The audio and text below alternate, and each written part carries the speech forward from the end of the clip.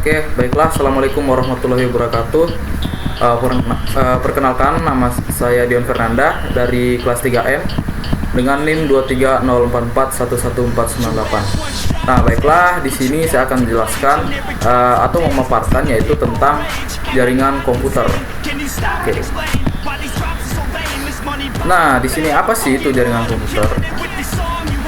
Jaringan komputer itu adalah jaringan atau dua simpul atau lebih yang ditunjukkan untuk melakukan pertukaran data atau melakukan pembagian perangkat lunak, perangkat keras, dan bahkan berbagai kekuatan pemrosesan data yang berhubungan dengan komputer. Gitu. Di sini juga ada jaringan internet. Nah, jaringan internet itu merupakan contoh dari jaringan komputer berskala besar. Jaringan internet itu dapat menghubungkan jutaan komputer, bahkan miliaran di seluruh dunia, dan dapat diakses oleh banyak kalangan dan oleh banyak pengguna atau user yang menggunakan komputer. Oke, jadi begitu. Oke, kita lanjut sekarang. Nah, di sini ada jenis-jenis jaringan internet. Nah, jenis jaringan internet itu terbagi menjadi beberapa macam. Yang pertama itu ada LAN atau Local Area Network. Nah, LAN ini adalah jaringan komputer yang bisa mencakup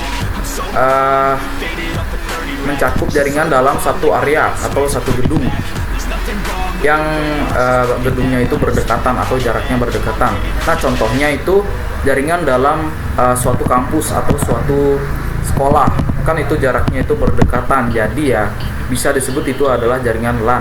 Atau biasa juga orang itu menggunakan kabel UTP untuk menghubungkan jaringan tersebut, begitu. Atau jika tidak menggunakan kabel, itu biasa juga bisa menggunakan WiFi, dan itu juga disebut dengan jaringan LAN atau Local Area Network.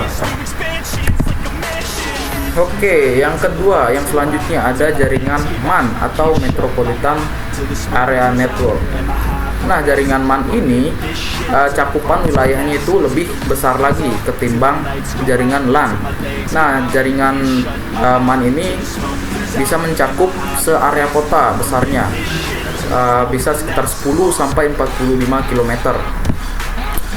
Nah, jaringan seperti ini umumnya menggunakan media mikrogelombang atau gelombang radio. Contohnya koneksi antar komputer pada satu lingkup perusahaan, seperti koneksi kantor pusat dengan kantor cabang yang masih dalam lingkup satu daerah, tapi jaraknya cukup jauh. Nah, begitu contohnya. Oke, selanjutnya itu ada WAN atau Wide Area Network. Nah, di sini cakupan wilayahnya itu sangat besar, bisa jadi antar kota, antar provinsi, dan antar negara. Ini bisa disebut dengan jaringan WAN. Nah, contohnya itu seperti ATM. Nah, itu menggunakan jaringan WAN. Atau internet. Ya, yang paling umum adalah internet dan ATM. Itu merupakan contoh jaringan WAN. Bisa semua orang bisa mengakses. Oke, selanjutnya yang kedua ada topologi jaringan. Nah, topologi yang pertama yaitu topologi ring. Nah, topologi ring pada setiap komputer itu bisa dihubungkan dengan komputer lain dan seterusnya sampai kembali lagi ke komputer pertama hingga membentuk sebuah ring atau rantai. Nah, bulat begitu ya. Seperti rantai dari komputer satu ke komputer pertama lagi. Nah, di sini ada kelebihan dan kekurangan dari topologi ring. Nah, untuk kelebihan komputer ring ini adalah kemudahannya dalam memproses pemasangan dan instalasi. Penggunaan jumlah kabel LAN yang lebih sedikit sehingga akan menghemat biaya yang dikeluarkan. Nah, adapun kekurangan dari topologi ini adalah jika salah satu komputer atau kabelnya bermasalah, maka pengiriman data itu akan terganggu atau bisa menyebabkan error pada sistem tersebut. Oke, selanjutnya ada topologi bus. Nah, topologi bus ini adalah topologi yang jaringannya itu tersusun rapi layaknya sebuah bus yang parkir gitu, dan menggunakan cuma satu kabel koaksial, dan setiap komputer itu terhubung ke kabel menggunakan konektor BNC, dan kedua ujung dari kabel koaksial itu harus diakhiri oleh suatu terminator itu. Nah, di sini kelebihan dari topologi bus ini adalah hampir sama dia dengan topologi ring, yaitu kabel yang digunakan tidak terlalu banyak dan menghemat biaya pemasangannya. Adapun kekurangannya yaitu jika terjadi gangguan atau masalah pada suatu komputer, bisa mengganggu jaringan di komputer lain. Artinya dia punya keterkaitan di komputer lain jika salah satu topologinya itu bermasalah atau jika salah satu kabelnya itu bermasalah. Dan untuk topologi ini juga sangat sulit mendeteksi gangguan dan sering terjadinya antrian data, dan jika jaraknya terlalu jauh harus menggunakan repeater gitu. Oke, selanjutnya ada topologi star.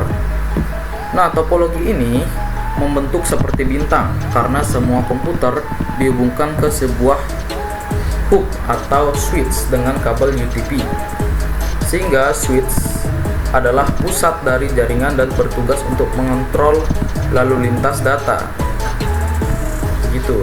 Nah, jadi jika komputer 1 ingin mengirim data ke komputer 4, data tersebut akan dikirimkan ke switch dan langsung dikirimkan ke komputer tujuan tanpa melewati komputer lain. Jadi topologi ini bergantung pada switch sebagai penghubung dari komputer satu ke komputer lain.